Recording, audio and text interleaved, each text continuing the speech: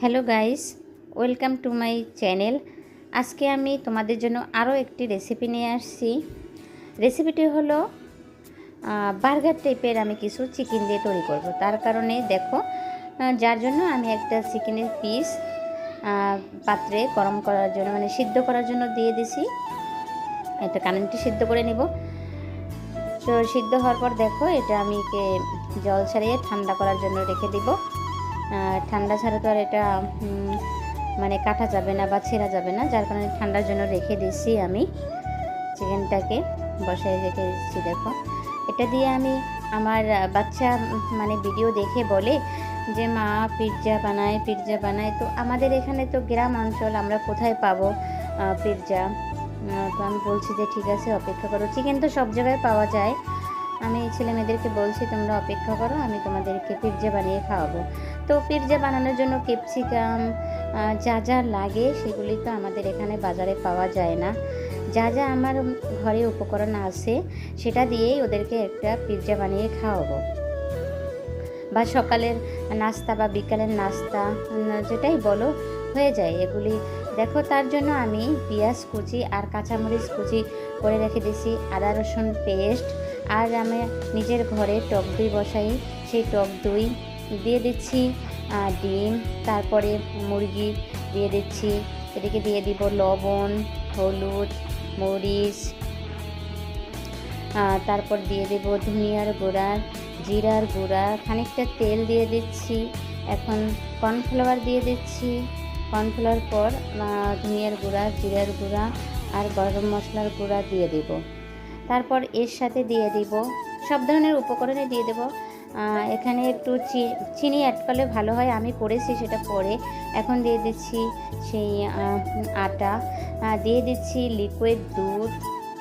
তো সব উপকরণ দিয়ে এটাকে ভালো করে হাত দিয়ে মাখতে হবে।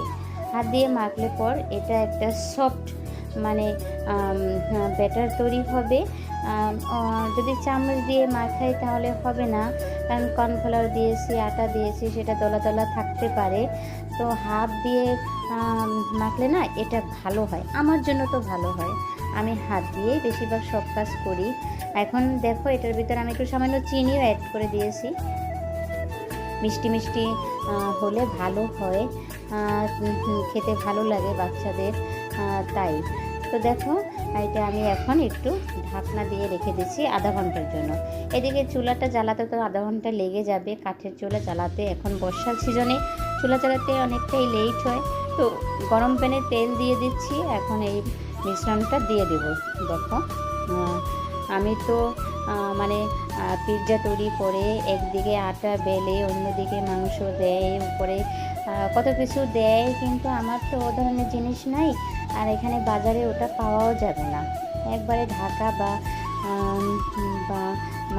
বড় কোনো শহর এলাকা ছাড়া এটা পাওয়া যাবে না, তো আমাদের তো যাওয়া সম্ভব না। তো দেখো, ঢাকা না দেওয়ার পরে এখন এটাকে উল্টে দিব। এবং কেমন সুন্দর, দেখো ওপাশটা কেমন সুন্দরই হয়ে গেছে। আমি অবশ্যই একটু ঘুরিয়ে দিছি। তো এখন এটাকে উল্টে নেব। দেখো, উল্টে গেছে, কত সুন্দর। উল্টে এখন এটাকে আবার একটু ঢাকনা দিয়ে ঢেকে রাখবো। অবশ্য এটা সব কিছুই হয়ে যাবে, একটু পুর করে দিয়েছি, তাতেও অসুবিধা নাই, কারণ আমি মাংসটা আগে থেকে সিদ্ধ করে নিয়েছি, তো মাংসটা হয়ে গেছে।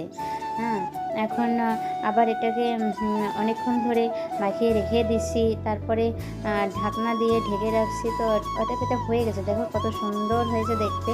এখন আমি এভাবে কেটে নিব, কারণ আমরা 4 জন আছি ঘরে, এর জন্য চারটা পিস করে নিয়েছি। পিস করে আর দেখো এভাবে থালাতে উঠিয়ে নিচ্ছি। আমার ছেলে মেয়ে পাশে বসে আছে, তারা খাবে। আমাকে বারবার বলতেছে মা পিৎজা খাবো, পিৎজা খাবো। তো দেখো, এভাবে না মাংসর ফ্লেভার আসবে, তাই আমি আমি খুব তাড়াতাড়ি করেই এ ধরনের একটা রেসিপি বানিয়ে ফেললাম। আর আবার কী করলাম, আরেকটা যে ছিল সেটা আমি ছোট আকারে বলের শেপ দিয়েছি, এটা আমি রেখে দিব। এটা আমি আগামী দিন সকালে নাস্তা করে খাওয়াবো, যার কারণে এভাবে দুটো শেপ দিয়ে রেখে দিয়েছি, ঢাকনা দিয়ে দিলাম। দেখো, এটা দেখো কি সুন্দর উল্টে যাবে। একবার দেখো, এটা না রুটির সাথে দিয়ে মানে বন রুটির সাথে দিয়ে মেয়োনিজ দিয়ে খেতে সেই যে স্বাদ, আর ঘরের বানানোর তৈরি স্বাদে কিন্তু অন্যরকম থাকে। এটা তো যারা ঘরে তৈরি করে তারা সবাই জানো, বাজারে তো অনেক টাকা দিয়ে কিনে খেতে হয়। তো যাদের সামর্থ্য নাই তারা এভাবে ঘরে বসে বানিয়ে খেতে পারো।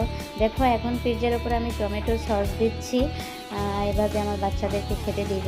তো আমার এই ভিডিওটা যদি তোমাদের ভালো লেগে থাকে তাহলে সাবস্ক্রাইব করে দিও, লাইক করে আমার চ্যানেলটার পাশে থাকো, আর আমাকে একটু দোয়া করবে বা আশীর্বাদ করবে। আমি যেন আমার ভিডিওগুলি না ভিউ আসে না, তো জানি না হয়তো বা ভালো হয় না খারাপ হয় জানি না, তো তোমরা তারপরও দোয়া করো।